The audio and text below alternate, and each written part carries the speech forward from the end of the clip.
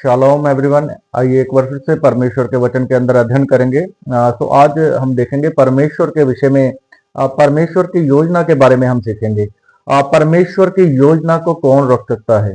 तो आज का जो हमारा विषय है अध्ययन करने का, वह इस प्रकार है, परमेश्वर की योजना को कौन रोक सकता है। तो परमेश्वर के वचन में जब हम पढ़ते हैं तो बाइबल के अंदर परमेश्वर की योजना को कोई मनुष्य आज तक रोक नहीं पाया। कोई बादशाह परमेश्वर की योजना को आज तक रोक नहीं पाया। कोई भी व्यक्ति परमेश्वर की योजना को आज तक रोक नहीं पाया। अगर परमेश्वर की योजना कहीं पर मनुष्य के बीच में रुकती है, मनुष्य स्वयं ही उसका कारण है और परमेश्वर उस मनुष्य के अंदर से अपनी योजना को हटा करके दूसरे के जीवन के द्वारा उस योजना को पूरी करता है। तो कुल मिला के मैं आपको बताना चाहता हूं, मनुष्य स्वयं ही है जो परमेश्वर की योजना को पूरा नहीं करता और उसकी योजना में रुकावट है। दूसरा व्यक्ति परमेश्वर की योजना को कभी भी रोक नहीं सकता। आइए वचन के अंदर से कुछ एक बातों को हम देखेंगे। तो नंबर 1 है, परमेश्वर के वचन के अंदर मानव जाति के लिए एक परमेश्वर ने योजना रखी थी। उस योजना के लिए परमेश्वर ने अपने पुत्र को भेजा था, प्रभु यीशु मसीह को भेजा था। और जब हम प्रभु यीशु मसीह के विषय में पढ़ते हैं और तो मत्ती रचित सुसमाचार उसका 2 अध्याय 16 पद के अंदर लिखा हुआ है, हेरोदेस के द्वारा 2 वर्ष और उससे कम आयु के सारे बच्चों को मरवाने की जो आज्ञा निकाल दी गई थी, वह नहीं चाहता था कि प्रभु यीशु मसीह जीवित बचे, क्योंकि प्रभु यीशु मसीह के विषय में ऐसी भविष्यवाणी हुई थी कि यहूदियों का राजा जो है वह जन्म ले चुका है। तो इसीलिए परमेश्वर के विषय में जो योजना थी मनुष्य के लिए, उसको हेरोदेस रोकना चाहता था। पर मैं आपको बताना चाहता हूं, हेरोदेस भी उस योजना को रोक नहीं पाया। तो ठीक इसी प्रकार आज भी बहुतेरे लोग इस प्रकार सोचते हैं, शायद ये धर्म परिवर्तन करते हैं, शायद ये लोगों को लालच देते हैं, पैसा देते हैं, इनके पीछे कोई ना कोई मनुष्य की या किसी ना किसी सरकार की या किसी ना किसी देश की कोई ना कोई योजना है। पर मैं आपको बताना चाहता हूं, इसके पीछे सिर्फ और सिर्फ परमेश्वर की योजना है और वह योजना है सब मनुष्य को उद्धार दे। उन मनुष्य को उद्धार दे जो प्रभु यीशु मसीह पर विश्वास करते हैं कि उसने अपना रक्त उनके लिए बहाया। ऐसा जब कोई विश्वास करता है तो प्रभु यीशु मसीह उन्हें उस योजना में शामिल करके उद्धार देते हैं। और अब तक कोई भी इस योजना को असफल नहीं कर पाया। बहुत तेरे राजे आए, बहुत तेरे बादशाह आए, बहुत तेरे लोग आए जिन्होंने इसको मिटाना चाहा योजना को, लेकिन वह मिटा नहीं सके। नंबर 2 है मूसा के विषय में। तो मूसा के विषय में हम देखते हैं कि बुक ऑफ द एक्सोडस उसका निर्गमन की किताब 1 अध्याय 22 पद के अंदर जब हम पढ़ते हैं तो मूसा के विषय में जो भविष्यवाणी की गई थी, मूसा के साथ साथ वहां पर भी नए जन्मे हुए बच्चों को मार डालने की एक घोषणा, एक प्रस्ताव रखा गया। और बाइबल बताती है, लेकिन मूसा के विषय में परमेश्वर की योजना थी। मूसा जो था उसके द्वारा परमेश्वर एक व्यवस्था लाना चाहता था। मूसा के द्वारा परमेश्वर अपनी प्रजा को छुड़ाना चाहता था, इसलिए मूसा को कोई भी मार नहीं पाया। फिरौन के द्वारा यह आज्ञा तो जो निकली, उस समय की सुपर पावर थी मिस्र, और मिस्र की तख्ती पर बैठा था फिरौन, और फिरौन भी मूसा को मार नहीं पाया। मैं मेरे अजीजों में आपको बताना चाहता हूं, आपकी सेवकाई के अंदर, आपके जीवन के अंदर कोई भी परमेश्वर के प्लान को खत्म नहीं कर सकता। आपके आस पड़ोस का विरोध आपकी सेवकाई को रोक नहीं सकता। लोगों का विरोध आपकी सेवकाई को रोक नहीं सकता। आपके जीवन को परमेश्वर में बढ़ने से रोक नहीं सकता। आपकी आशीष को परमेश्वर में बढ़ने से रोक नहीं सकता।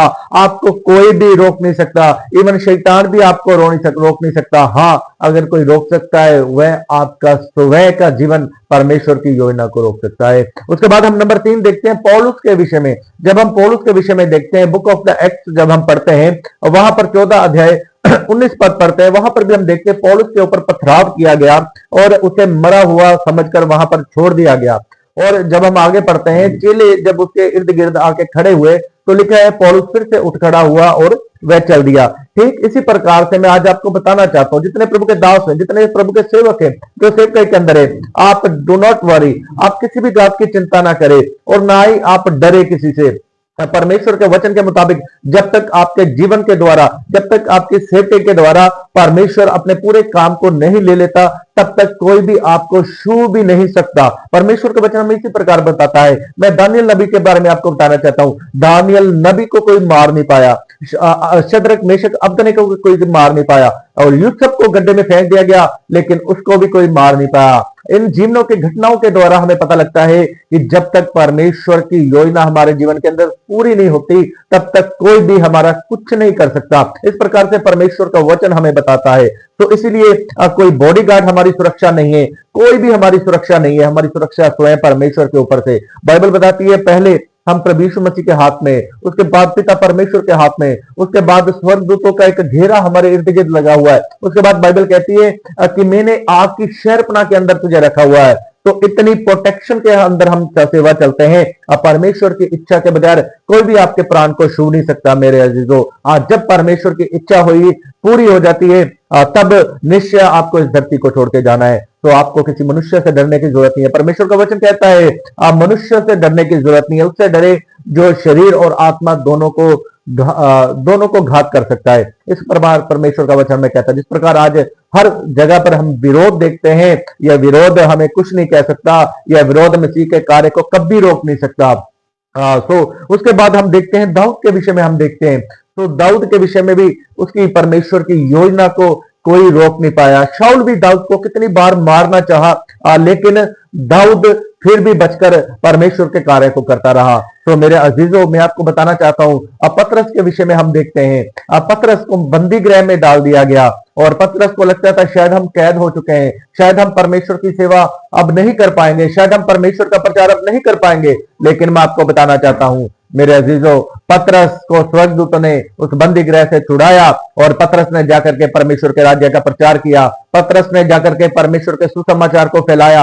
पतरस ने परमेश्वर के कार्य किए। पतरस ने परमेश्वर के नाम की महिमा दी।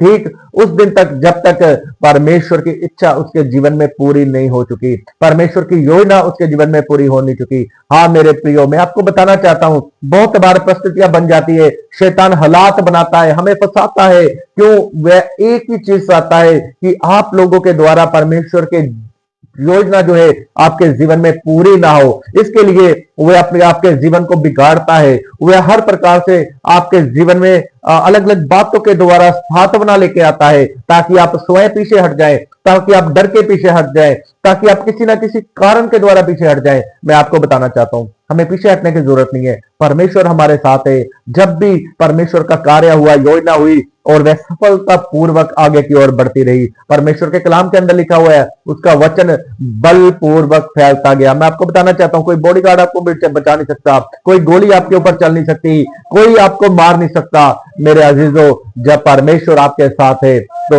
संपूर्ण भरोसा अपने परमेश्वर पर रखें, संपूर्ण भरोसा अपने उद्धारकर्ता पर रखें, जिसने इस कायनात को बनाया है। उसके आगे किसी की भी योजना पूरी नहीं हो सकती। वही हमारा परमेश्वर। इन बातों के द्वारा परमेश्वर आपको शांति दे।